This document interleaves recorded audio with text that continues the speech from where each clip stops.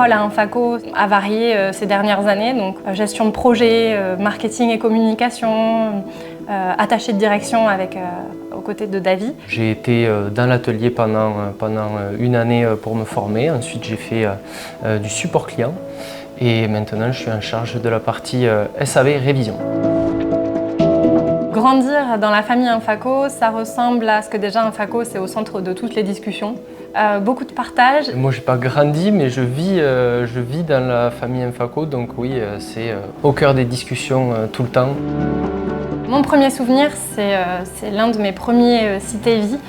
Je devais avoir 13-14 ans. C'est l'acharnement que j'ai pu avoir sur l'argumentaire commercial à avoir sur les 3 heures de route pour aller à Montpellier, entre Christophe Goutte, donc directeur du bureau d'études, et mon père. Donc le principe est simple, c'est d'avoir le fil le plus droit, alors je le tends une fois, 2 fois, 3 fois. Moi, mon premier souvenir lié à Infaco, c'est me stresser pendant 2 jours pour partir travailler à l'autre bout du monde et donc me présenter à l'aéroport pour prendre mon avion, me trouver face à quelqu'un qui ne me trouve pas sur le boarding parce que j'avais un jour d'avance. Donc valait mieux dans ce sens-là, mais c'était rigolo. Mon arrivée chez Infaco, oui, si je dois le résumer en un mot radical, puisque j'ai été envoyée aux États-Unis, donc c'est vrai que ça a été un vrai challenge. Moi, je sortais d'études et Dany avait des problématiques sur le marché américain et il savait que Angie allait terminer ses études et donc il nous a proposé le projet. J'ai eu le temps de passer à Infaco sur toutes les lignes pour me former à la technique et pour pouvoir partir dans cette grande aventure des États-Unis. J'ai été envoyée là-bas donc pour faire le relais entre la France et les USA. J'ai repris plusieurs points sur la structuration. Et si on peut l'imager, on va dire qu'on a transformé une maison qui était avec des fondations pas totalement terminées sur une maison avec des fondations bien solides. So that's almost a guarantee right there. Yeah. Savoir quand on est tout jeune, c'est difficile. Il y a toujours eu une partie de moi qui savait que j'allais travailler à Infaco.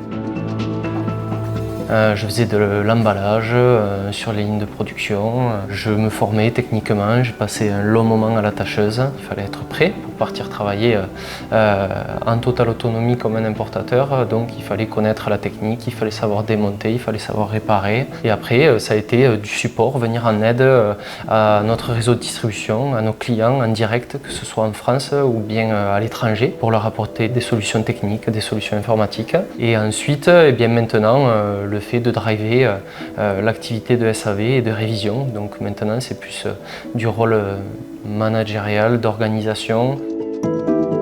Le marché aux États-Unis existait, mais driver une filiale à 10 000 km de chez soi, c'est quand même compliqué. Il y avait des gens de confiance sur place, mais le fait d'avoir des gens avec qui on peut être en relation directe, comme nous l'étions avec Dany et avec Davy durant ces 3, presque 4 années, ça a eu un bon effet et un effet bénéfique sur la tenue de la filiale. Mon parcours, quand je suis revenue en France, j'ai été embauchée pour apporter de la transversalité entre tout le comité de direction et tous les grands services de la société Infaco en France. Sauf que très rapidement, mes missions ont varié en fonction des problématiques du moment. Je suis passée responsable du service marketing et communication, à essayer tant bien que mal de faire de la gestion de projet, en même temps que j'ai eu une formation diplômante que j'ai passée en même temps que mon travail à Infaco. Et puis ensuite, la problématique de ce moment, c'est tout simplement qu'on a notre directeur commercial qui est parti à la retraite. Et donc en attendant, il fallait quelqu'un qui soit là pour à la fois assurer l'opérationnel, mais en même temps essayer de structurer et de prendre tout ce qu'il y avait dans sa tête, puisqu'on l'appelait la Bible, et le mettre donc sur un processus, essayer de le structurer au mieux pour le prochain directeur commercial. Le projet sur lequel j'ai été le plus fière, c'est clairement la sortie du 3020, donc notre dernière génération de sécateurs, la 9e, puisque je venais à peine de restructurer le service marketing et communication, donc des nouvelles personnes, des nouvelles façons de faire, puisque c'était tout nouveau pour moi aussi, les façons de faire dans ce service. Je ne suis pas du tout issue de l'événementiel, donc organiser un événement à plus de 500 personnes avec plus de 40 pays invités, il fallait assurer les visites de la société, il fallait assurer la location de la salle, sur qu'est-ce qui va passer dans la salle, les discours de chacun, tout le cheminement entre tous les petits moments qu'il y a eu à l'intérieur de ce gros moment. Donc c'est vrai que c'était tout nouveau, un challenge, mais par contre ça s'est super bien passé et j'en suis très fière puisque ça a été un événement réussi et tout le monde en était content. Un projet dont je suis particulièrement fier, il y en a plusieurs, oui. Tout ce qu'on a pu mettre en place dans la restructuration de la filiale aux États-Unis, son organisation, son aspect réactif sur le SAV, le service, mais aussi les projets structurants que j'ai pu mettre en place les 3 dernières années pour le service après-vente en France et les révisions et l'amélioration continue de notre plateforme professionnelle, la gestion du parc Infaco, GPI comme on l'appelle.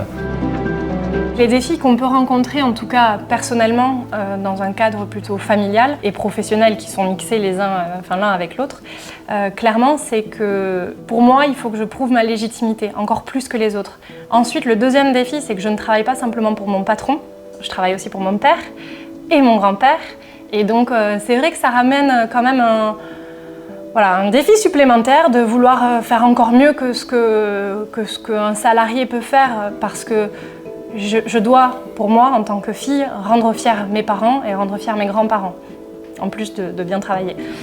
Et ensuite, l'avantage que ça pourrait m'apporter, clairement, c'est la communication. C'est-à-dire que c'est facile, on est connecté. On est connecté, on n'a pas besoin de se parler, on sait qu'en un regard, on a compris ce que pensait l'autre et c'est beaucoup plus simple de communiquer avec quelqu'un de sa famille en qui on a confiance. Comment on sépare le pro du perso ? On ne sépare pas. Ouais, c'est compliqué, c'est difficile. C'est difficile, on essaie de se mettre... quand on a envie de parler d'autre chose à la maison et qu'on sent qu'on est lancé sur un sujet, si ça dérange à l'un ou à l'autre, on va facilement avoir la possibilité de le dire et de dire « Oups, stop, là on parle trop boulot, parlons d'autre chose ». Mais c'est vrai que c'est compliqué parce que Infaco, c'est notre vie en fait. Des valeurs fortes, il y en a plein.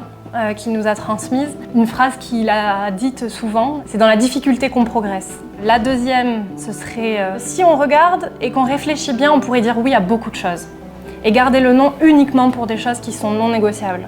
Et la troisième chose, je dirais, c'est la persévérance. Dany, il a pour habitude de dire il ne faut jamais oublier d'où l'on vient. Des valeurs fortes de service, de proximité, d'écoute et de compréhension, que ce soit envers nos collaborateurs, mais aussi notre réseau de distribution, nos importateurs et nos clients utilisateurs et nos partenaires, comme on aime les appeler, parce que c'est vraiment une relation de partenariat que l'on a avec l'ensemble des acteurs avec qui on collabore. C'est des valeurs de la terre, des valeurs du rugby dont Dany est issu, c'est la fraternité, le partage et la confiance aussi.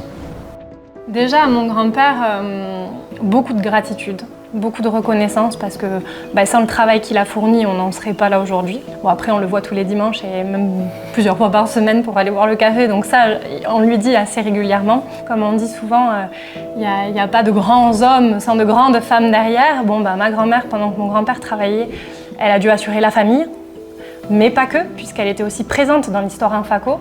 Donc beaucoup de courage et d'admiration pour cette grande femme, Michel. Un mot pour mon père, puisque dans l'épisode numéro 1, mon grand-père fait référence à ce que j'espère que mes enfants ne m'en ont pas voulu. Moi, mon père, je ne l'ai pas beaucoup eu et je lui en veux pas.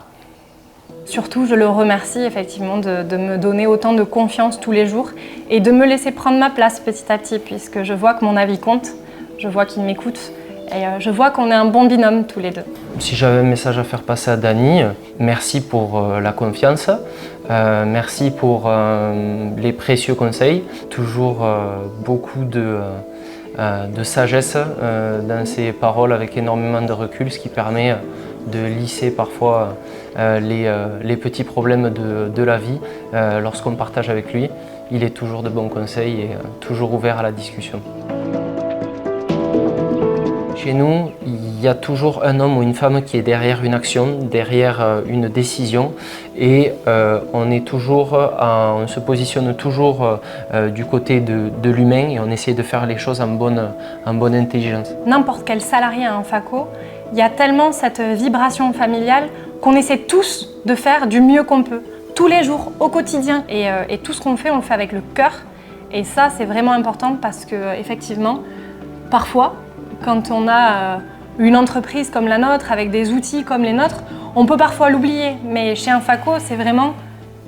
Chaque chose est faite avec bienveillance, avec amour et par quelqu'un d'humain. Une idée fixe vous satisfera. Exactement, c'est ce que j'allais dire.